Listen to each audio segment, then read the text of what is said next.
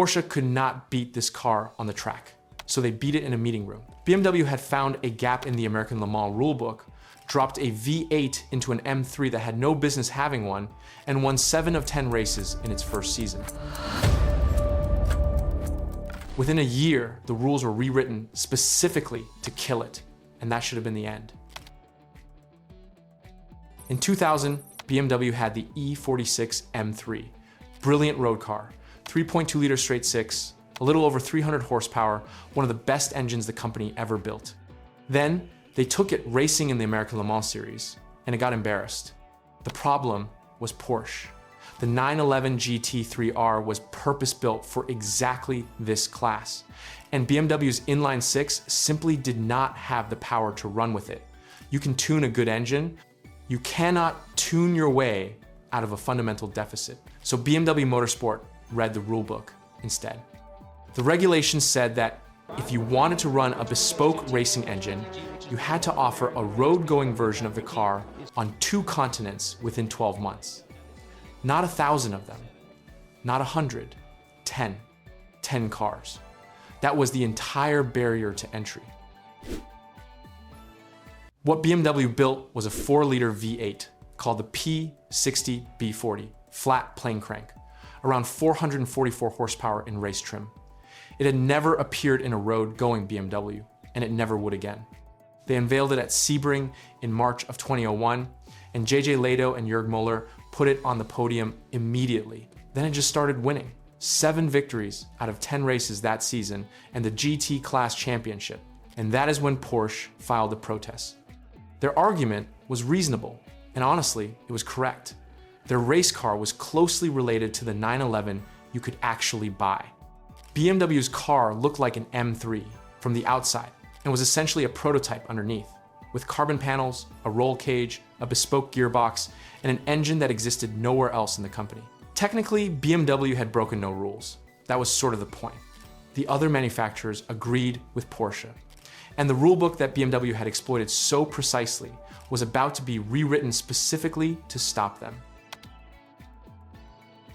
For 2002, ALMS raised the requirement from 10 road cars to 100 road cars plus 1,000 engines.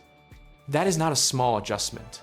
That is a demand to build a real production car with a real production engine for a race series. BMW was only visiting. BMW did the maths, said no, and walked away from the series entirely. The road cars did technically happen. BMW listed them at around 250,000 euros each, which in 2001 was Ferrari money for something that looked like a Warm 3 series. The engine was detuned to somewhere near 380 horsepower for the street. Most of the racing hardware stayed. But the number that actually got completed is still argued about today, because once BMW pulled out of ALMS, there was no reason to finish the rest. Some of the remaining prototypes were destroyed. The survivors sit in BMW's own collection and in museums, and essentially none of them ever reached a private buyer. So the ALMS chapter was over. A car built to win 1 championship, banned before it could defend it, sold to almost nobody.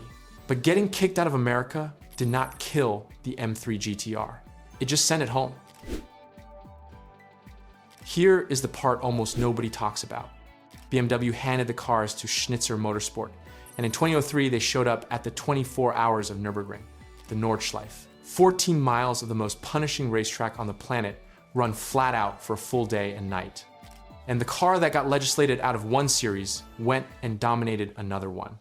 In 2004, 2 M3 GTRs crossed the line first and second. Dirk Müller, Jörg Müller, and Hans-Joachim Stuck took the win in weather that turned the track into a nightmare. Then in 2005, they did it again. Another 1-2 finish, this time with snow falling during the final laps in May. No team in the history of that race had ever scored back-to-back 1-2 victories. The M3 GTR was the first, and then BMW retired it on top with nothing left to prove. The car that Porsche got banned for being too good had just won the hardest endurance race in the world twice in a row. That should have been the ending. A genuine legend, quietly parked in a museum, remembered by the few thousand people who actually follow sports car racing. Except 3,000 miles away, a game studio in Vancouver was about to make sure the whole world remembered it instead. EA Black Box put the M3 GTR in a video game. Need for Speed Most Wanted opens by giving it to you. You drive it, it is the fastest thing in Rockport, and it feels like it. And then, about 5 minutes in, the game takes it away from you. Razor sabotages your car, wins it in a race you were always going to lose, and drives it straight to the top of the blacklist. That single design decision is why this car is famous.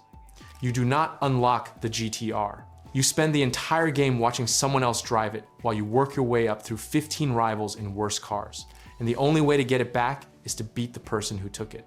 By the time you win it, you have earned it in a way that almost no video game reward ever is. The look helped. That blue and silver livery with the racing decals was not a real ALMS scheme. It was made for the game.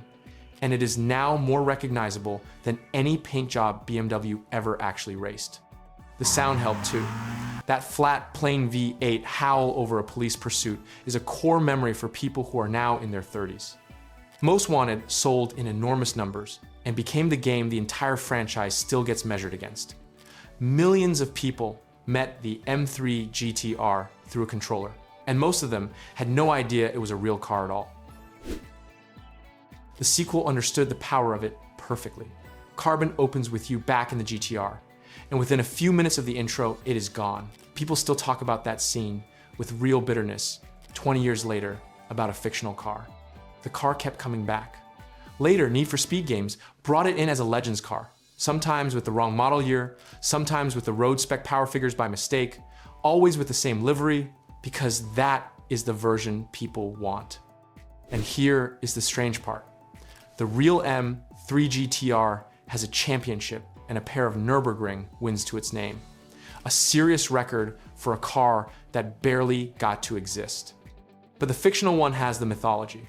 Fans have spent serious money building replicas out of ordinary E46s just to have something that looks like it. BMW has leaned into the game connection in its own marketing. Porsche won the argument in 2002. They got the car banned and BMW left the series. But nobody grew up wanting a 911 GT3R because of a loading screen. The M3 GTR was built to exploit a rulebook, and it worked so well that the rulebook changed. It should have been a footnote in a series most people have never watched. Instead, it became the most famous BMW of its generation on the strength of about 40 hours of gameplay and one very good decision by a studio in Vancouver.